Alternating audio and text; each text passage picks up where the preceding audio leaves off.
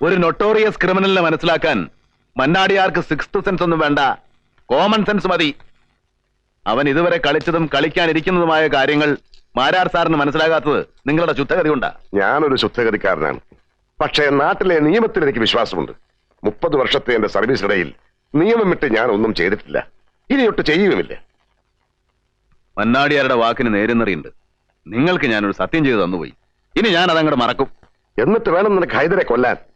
കൊന്നോളൂ, ആർക്കും ആരെ വേണമെങ്കിലും കൊല്ലാം. മന്നാടിയാർമാർ ധീരന്മാരാണെന്ന് ഞാൻ കേട്ടിട്ടുണ്ട്. ആശുപത്രിയിൽ കാല് മുറിച്ച് കിടക്കുന്നവനെ കൊന്നിട്ട് വേണോ മന്നാടിയാർക്ക് പ്രതികാരം തീർക്കാൻ? സ്വന്തം രക്തത്തിലുണ്ടായ മോനെ നടു റോട്ടിലിട്ട് വെട്ടിക്കീറി കൊന്നവനോട് ഒരു അച്ഛൻ ഇത്രയും ദയ കാണിക്കാൻ പാടില്ല. ദയ എനിക്കല്ല, നിയമത്തിനാണ്. കാല് മുറിച്ചുകൊണ്ടൊന്നും ഹൈദരെ നിയമം വെറുതെ വിടാൻ പോണില്ല. ഇനി അവൻ എന്ത് ചെയ്യും? അടുത്ത കാലം മുറിക്കൂ, അതോ ശരീരത്തിന്റെ ഓരോ ഭാഗങ്ങളായി മുറിച്ചു മാറ്റുവോ? എങ്ങനെയായാലും അവന്റെ അവശേഷിക്കുന്ന ശരീരത്തിൽ ജീവൻ ബാക്കിയുണ്ടെങ്കിൽ ഞങ്ങൾ അവന്റെ ശിക്ഷ നടപ്പാക്കും. കവിത ഗോൾഡൻ ഡയമണ്ട്സ് പ്രസൻസ് പ്ലൂട്ടോ ഇപ്പോൾ കാണാം സൈന പ്ലേയിൽ.